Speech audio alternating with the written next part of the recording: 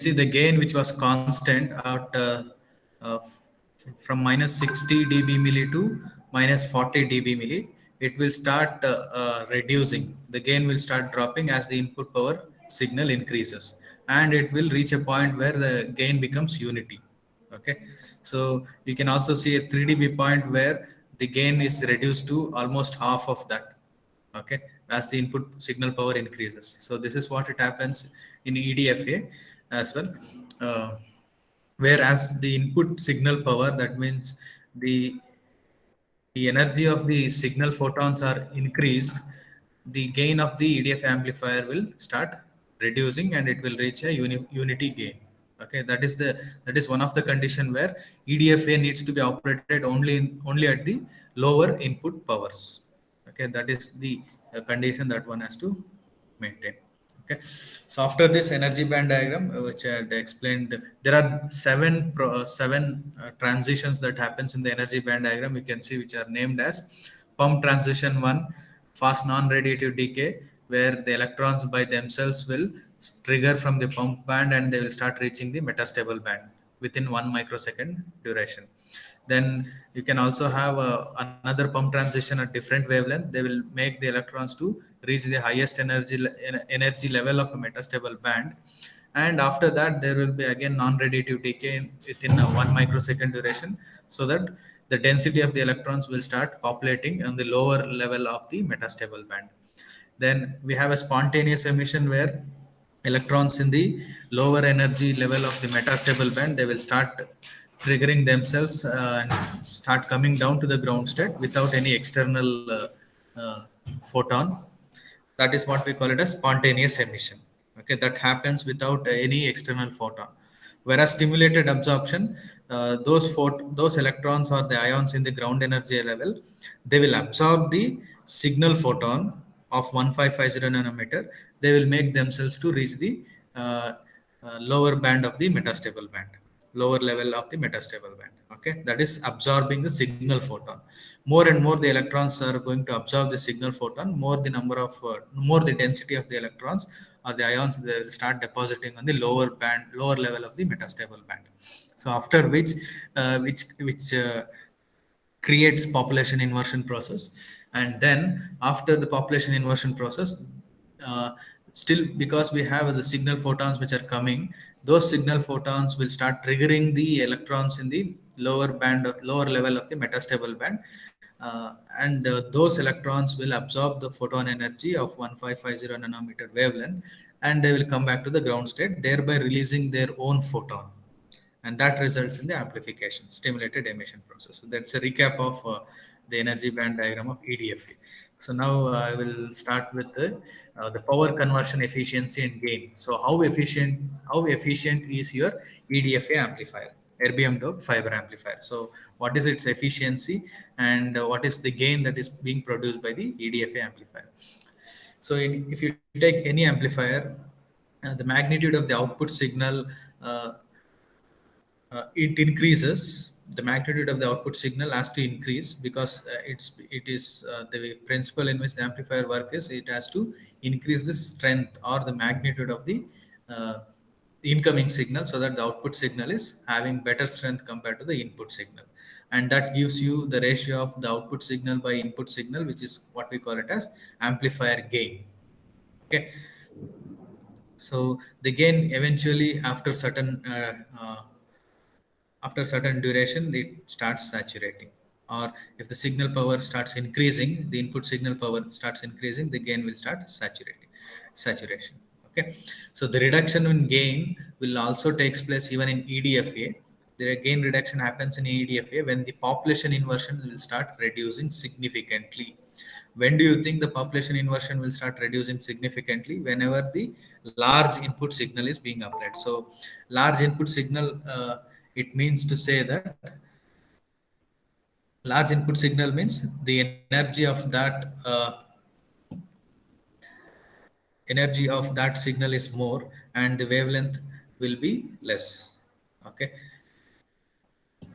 so as the input signal power increases, the population inversion will reduce. That means to say the number of electrons in the metastable band will reduce.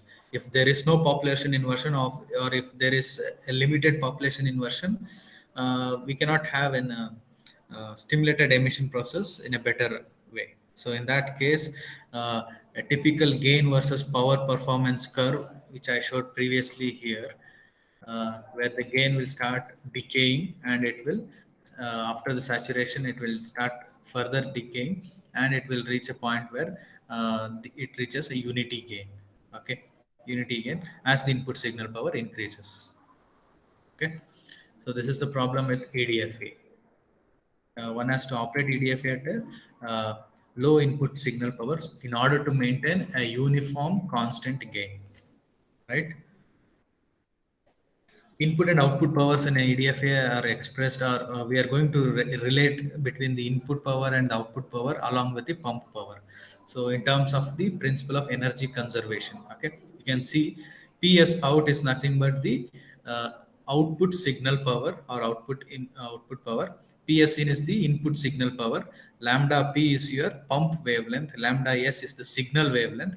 PP in is your pump photon, and mean the power of the pump uh, signal. Clear? So PP in is the pump power, PS in is the input signal power, PS out is the output signal power. This is a inequality equation, or the relationship between the output signal power in terms of the input signal as well as the pump signal, PP in, pump signal power. Okay. So this inequality in the above equation, it reflects the possibility of the effects such as the pump photons are being lost due to the various causes, or the pump energy is lost due to spontaneous emission. Okay, so whatever the energy that is gained through the pump photon is being lost due to spontaneous emission. Okay, so the overall process is like the population inversion has to happen continuously, so that the stimulated emission is it's going to continue in a constant way. If there is no population inversion, or if the population inversion is started reducing, and obviously the stimulated emission process will also reduce.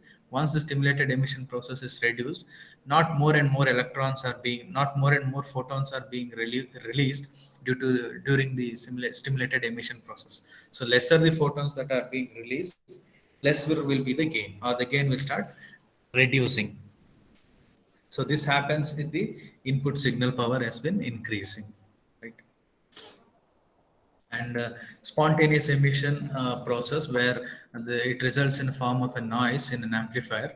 If that spontaneous emission process increases, that means to say the electrons are themselves start jumping down to the ground level without the influence of any external flux of input signal photons. Okay, so in that case, stimulated spontaneous emission will also reduce the pump energy. If the pump energy is reduced, you can see PP in is directly proportional to your PS out.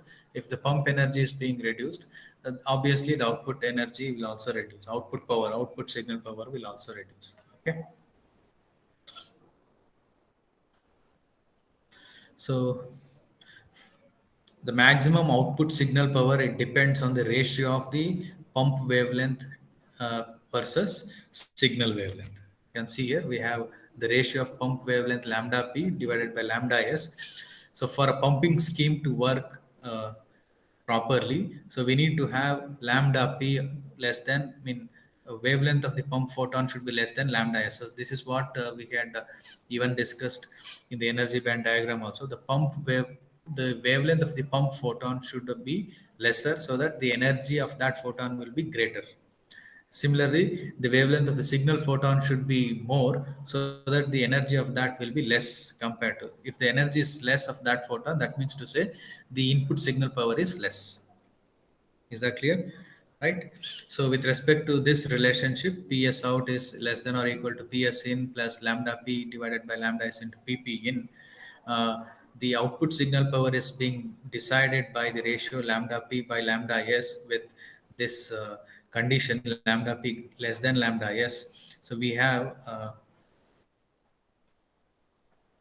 the power conversion efficiency. So, how much input power that you are applying to an EDFA is out of which it has been converted with an amplified signal.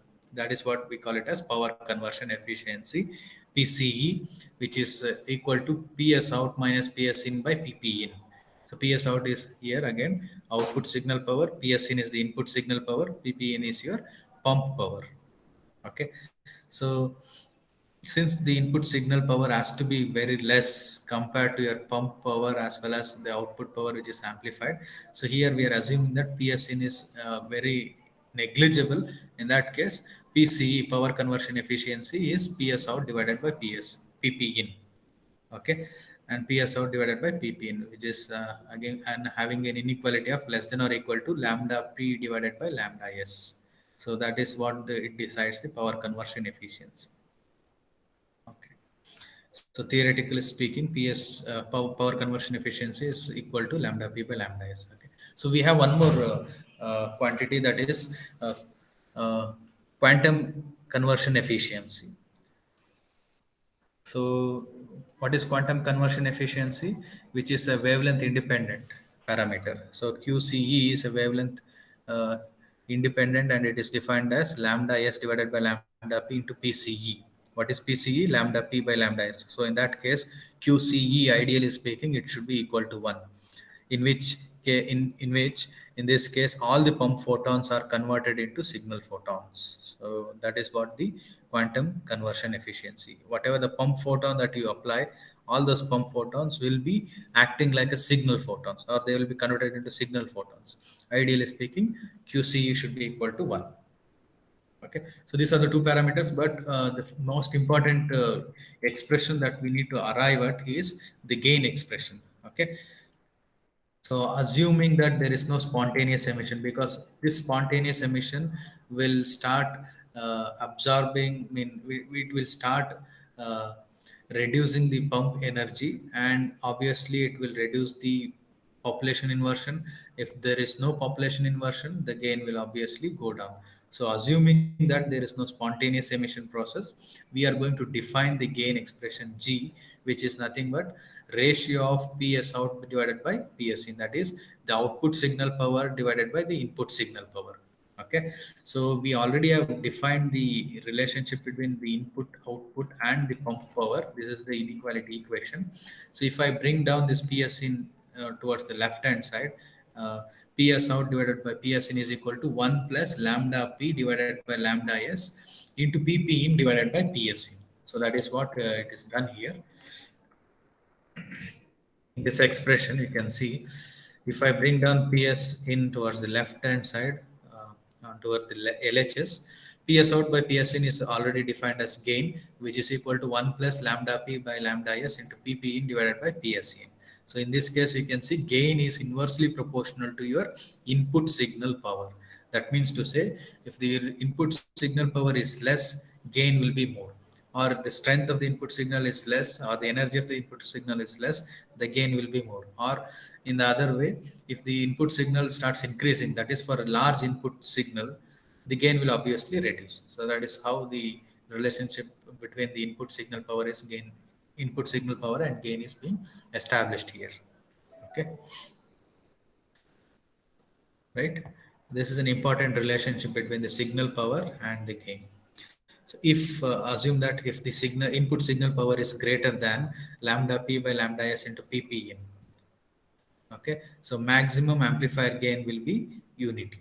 Okay, if you can substitute in this equation, PSN is equal to lambda P divided by lambda S into PP in, so all the terms will get cancelled. In that case, the gain will reach a value of unity.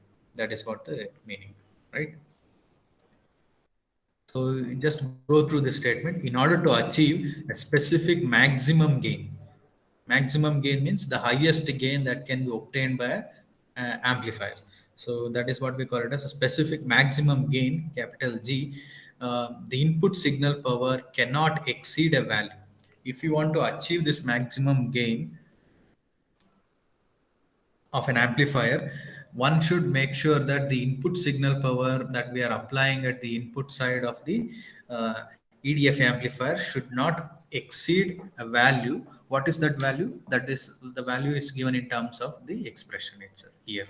So the same equation which we are rearranging here, you can see G is there. G is equal to 1 plus lambda p by lambda s into pp in divided by ps in. Okay, so you just bring this ps in, which is on the bottom right, towards the left hand side, that is LHS, and bring the gain towards the right hand side. So G minus 1 will be equal to what? Lambda p by lambda s pp in by ps in. So ps in is equal to lambda p by lambda s less than or equal to, it's an inequality, pp in divided by G minus 1.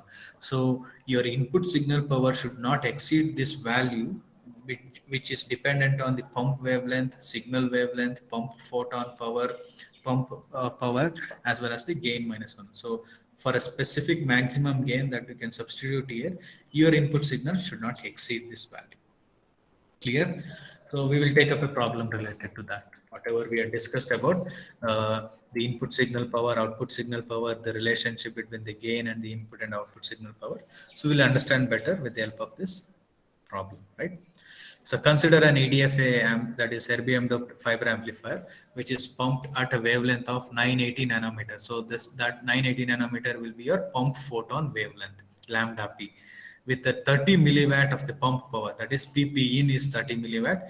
If the gain at 1550 nanometer, so that 1550 nanometer will be your lambda s, that is the signal wavelength, and 20 dB is your actual gain that is obtained through EDFA amplifier.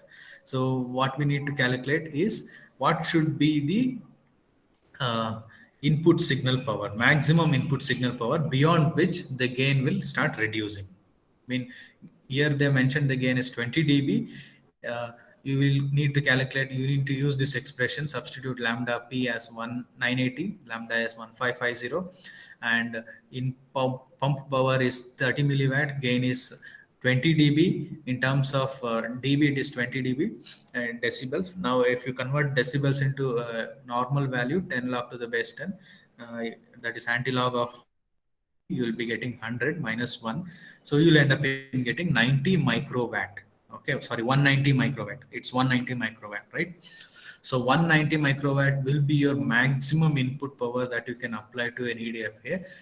If you beyond 190 microwatts, the gain will start going less, going below 20 dBs. Okay, so gain will start reducing. It is actually 20 dB now. If you increase the input signal power beyond 190 microwatt, the gain will start reducing, say 19, 20, 19.5, 19.1, 19, 18, like that, as the input signal power increased further, right? Okay, so now let me proceed with the problem now. Since we have calculated what must be the maximum input power that can be applied in order to maintain a uniform gain, that is 190 microwatt. So now we need to estimate how much of the input signal is being amplified by an EDFA amplifier. Okay, that is given by PS out. So PS out is the output signal power. We need to measure what is the output signal power that is coming out after the signal has crossed the EDFA amplifier of certain length, say 10 to 30 meter length of the EDFA. All right. So this is the equation. PS out is PS out maximum.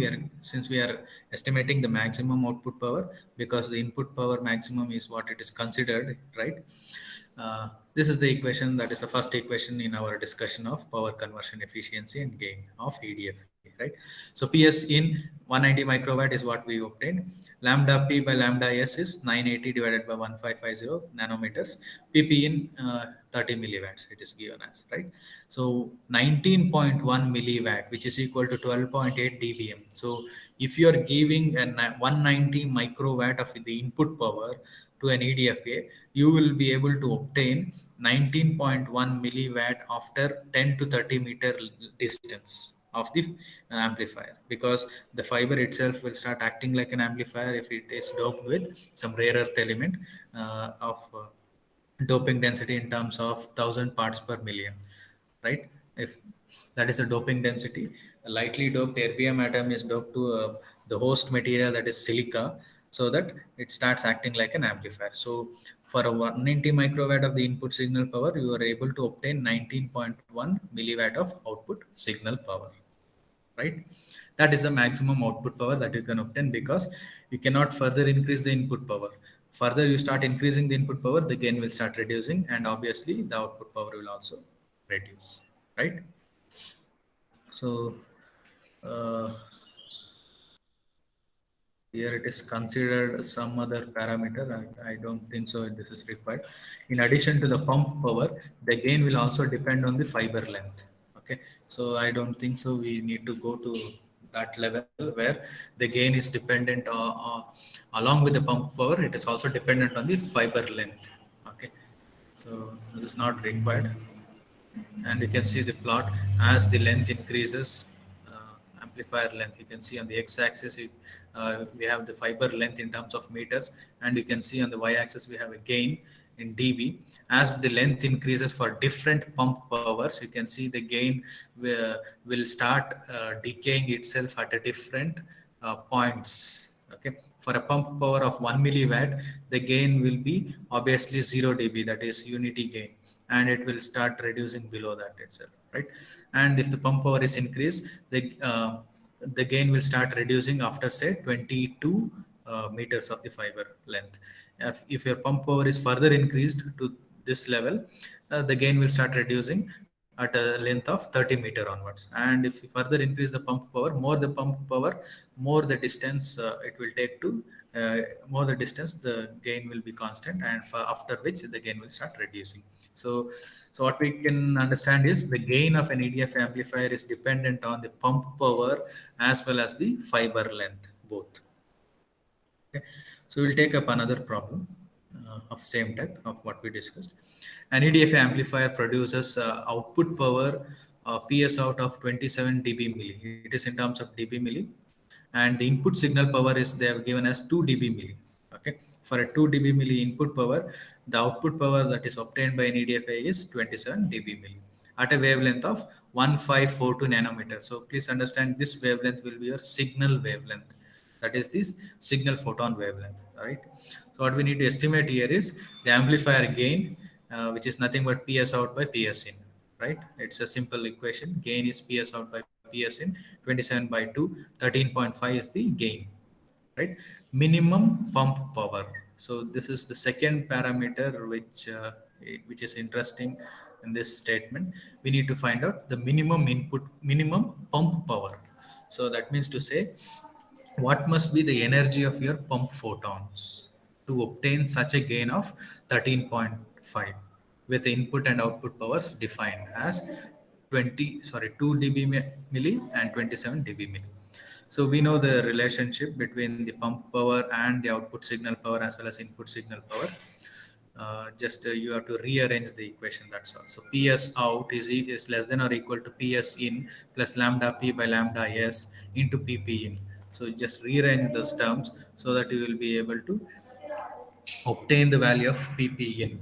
Since the pump wavelength is not given, we will go with the approximation as PS out is less than or equal to PP in. So PP in minimum is 20 dB milli. So minimum is what they have asked. So minimum should be almost less than or equal to the output power itself. Okay. So whatever the output power that they have mentioned, that can be used as the minimum pump power. We can also have more than 27 dB milli, but what should be the minimum? 27 dB milli, not less than that. Okay. Next, we can extend the problem. Uh, we have taken PS in is equal to uh, that is the signal wavelength of, sorry, pump wavelength of 970 nanometer. Pump wavelength, this is pump wavelength of 970 nanometer. uh, Pump power is 25 milliwatt, and what is gain is 20 dB, and the signal wavelength is 1550.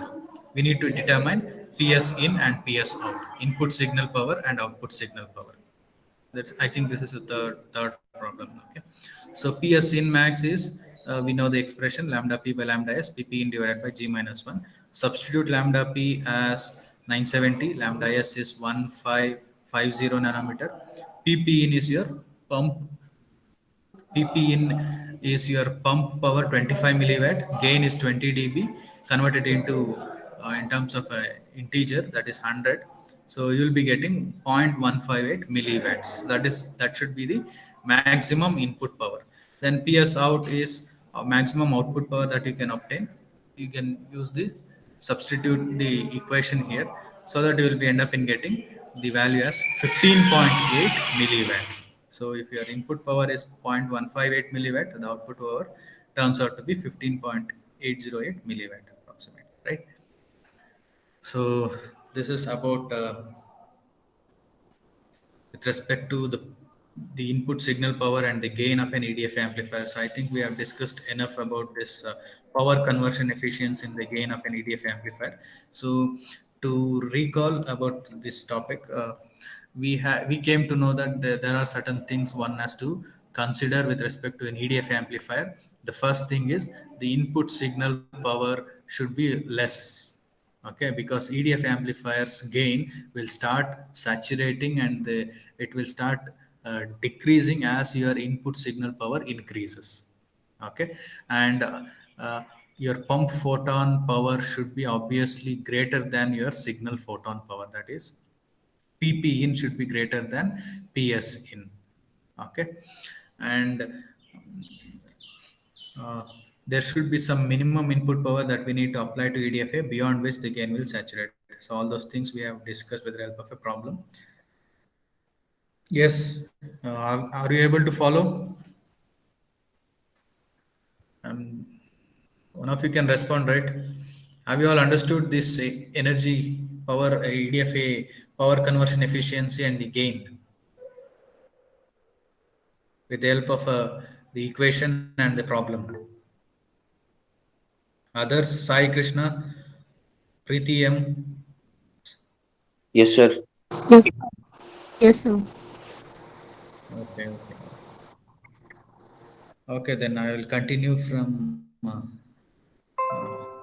this point. I will proceed with the EDFA architecture, right? Again, this is a most important concept with respect to EDFA. Apart from the energy band diagram of what we have gone through, and the gain equation with respect to the input and output signal powers, we also have the architectures related to EDFA. Uh, this architecture related to EDFA is nothing but the way in which we supply the pump power to the EDFA fiber, okay, air beamed out fiber amplifier. So how there are different means of supplying the pump power to EDFA amplifier. Those different methods or different ways of supplying or introducing the power to pump power to the EDFA, it leads to EDFA architectures, right? So these are simple block diagrams where you can easily understand. An optical amplifier, it consists of a doped fiber and one or more pump lasers, passive wavelength couplers, optical isolators, and tap couplers as shown. Okay, so consider as first architecture. The first architecture we call it as co-directional pumping. So let me come back to that word co-directional pumping later. Just go through the construction of this EDF amplifier architecture, the first architecture. So we have the input signal that is coming from the left hand side, that is through a laser source or from any other fiber. Okay, assume that the input signal power is coming from the left hand side, and we have a tap, what we call it as it's a coupler, and that's it. Tapping is nothing but a coupler. It can also be a circulator, specifically speaking, where we can measure the input signal power. So that is the reason why we are going to use this tap coupler at the input side and the output side, in order to measure the input signal power and in order to measure the output signal power using an instrument, right? So because we need to compare what is the input power and what is the output power, and so that we can change the pump lasers output. Okay, thereby we can tune the EDFA to obtain certain gain in a given band, right? Okay, then isolator, optical isolator, which is obviously placed after the tap coupler. This optical isolator, as we understood the working principle of optical isolator, it's a unidirectional passive device which will allow the signal to pass through in only one direction, and it will completely block the signal in the opposite direction. So thereby it will protect the interference with respect to the input signal, that is if the signal is coming from the right side towards the signal input signal power side, It will also block the input signal. It will also block the signal coming from the right side, along with uh,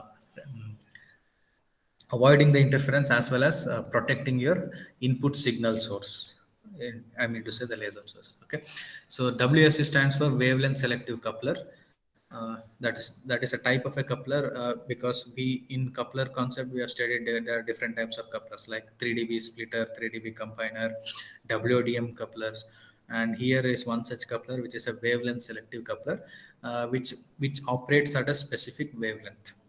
Okay, selected wavelength. Okay, so this input signal power along with the pump power is being applied to this coupler, where it will couple both the signal power as well as the pump power.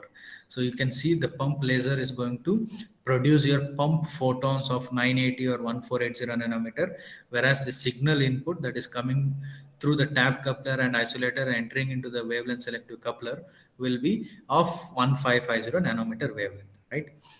So both the wavelengths of signal photons and pump photons are allowed to pass through certain length of the uh, doped erbium doped fiber section of 10 to 30 meters. That itself will be what we call it as amplifier. So they are going to cross that certain length, after which the signal is amplified at this point. And amplified signal again out, we are going to pass it to an optical isolator which will protect any signal in the reverse direction. Tapper is used to tap the output signal power, and can obtain the signal output which can be carried further, right?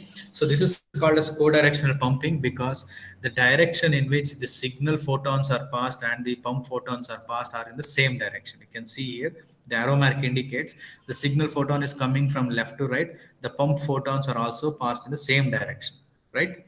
So that is the reason why we call it as co-directional pumping. So let me move on to the second block diagram, or the second architecture here. You can see all the all the components remain same. Uh, this is, I think, this is also a wavelength selective coupler. It is not WSI, it is WSC only, right? And I will go to the third block diagram. Later, I will come back to the second block diagram. All the components remain same with respect to the third and the first block diagram. Third is called as counter directional pumping, where the signal photon and the pump photon are in opposite direction. Even still, we can achieve the same gain with respect to EDFA. If even the direction of the signal photon and the pump photons are in reverse direction, the gain will be still achieved, right? So signal photon is coming from left to right and it will pass on to the EDFA, whereas the pump laser, I mean the pump photons through wavelength selective coupler, it is passed through EDFA in the opposite direction, that of the signal photon, right? So again, the signal will be amplified, and the amplified signal is passed on to optical isolator, and tap coupler is used to measure the output signal power, right? So the reason why it is called as counter directional pumping, because the signal power is opposite to that of the pump power, the direction of the signal and pump photons, right? Coming to the third, we can also have two such pump laser sources. Instead of having only one pump source, we can also pump the signal for pump the pump. We can also pass the pump photons in the direction as that of the signal photon, along with the opposite direction. So this third architecture is called as dual pumping, because we have two pump sources, two laser pump sources, and we are combining the first, that is co-directional and counter-directional pumping process here. You can see we have two WSC, that is wavelength selective couplers. We have two such wavelength selective couplers. First coupler is going to couple the pump power along with the signal power in the direction left to right, and that is passed on to EDFA. We also have the second wavelength selective coupler that will couple the second pump laser source photons to the EDFA. So in order to increase the gain, this is obviously in order to increase the gain and maintain that constant gain throughout, because the constant gain is maintained only if the population inversion happens continuously. That population inversion, if sometimes because of the input signal power increase in this input signal power may cause the population inversion to reduce. In such case, this pump laser is in the counter direction will help the electrons to be triggered to the pump band, and thereby triggering themselves into the metastable band, so that the population inversion is still maintained uniformly. So that is the reason why we can have two such pump sources, in one in the co-direction, other one is the counter direction. So in this way, we can achieve a better amplification and gain with respect to dual pumping compared to co-direction and counter-directional pumping. So these are the three architectures of EDFA. Please concentrate on these two block diagrams, and they are not that difficult to understand because we have certain passive devices and couplers. Couplers are nothing but passive devices, and those combination of passive devices along with the fiber length of 10 to 30 meter, what we call it as erbium doped fiber, is being used in order to establish these architectures. Okay, it's an important concept with respect to EDFA. You can see either a single pump source or a dual pump source schemes gain will be increased from 17 dB to 35 dB. So suddenly the gain is being increased if you start going for using the dual pumping architecture. Suddenly the gain is being almost doubled. We start using the dual pumping because it will maintain the population inversion continuously. That is the reason why we are going. Okay.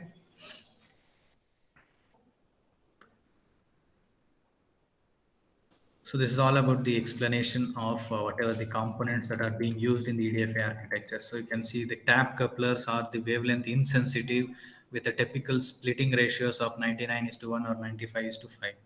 So that is the ratio of the coupling splitting ratios of with respect to tap couplers. Tap couplers are basically used in order to measure the incoming signal power and in order to measure the outgoing signal power after amplification.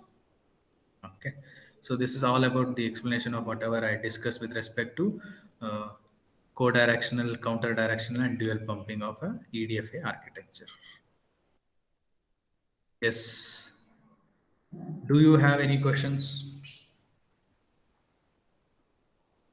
That's about the EDFA concept of whatever I had discussed from yesterday's class, energy band diagram, and uh, today's power conversion efficiency in the gain, the problem related to gain and the input signal power, along with the three types of EDFA architectures.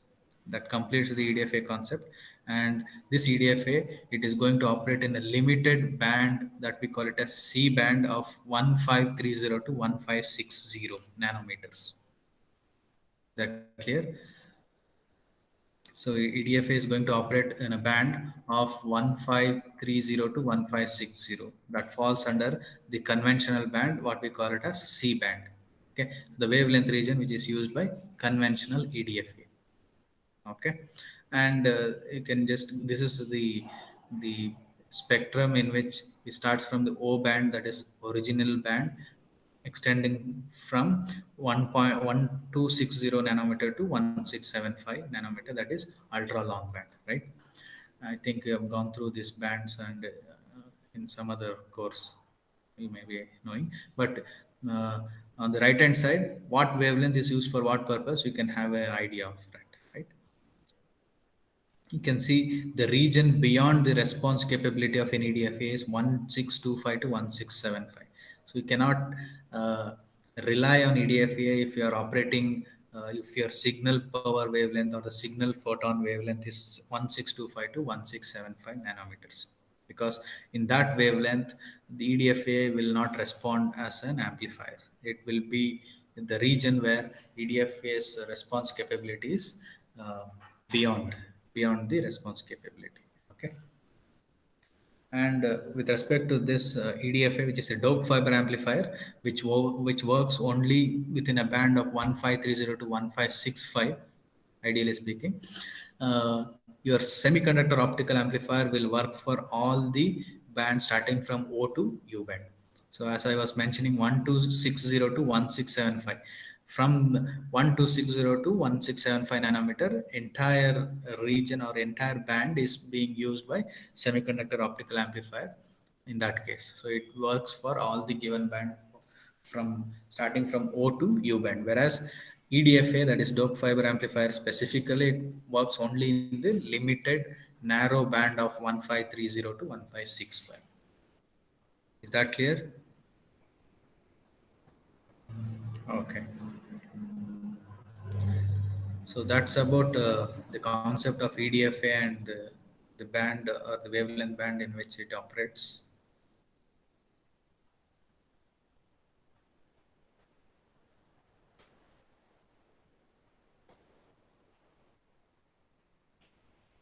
I'll stop there.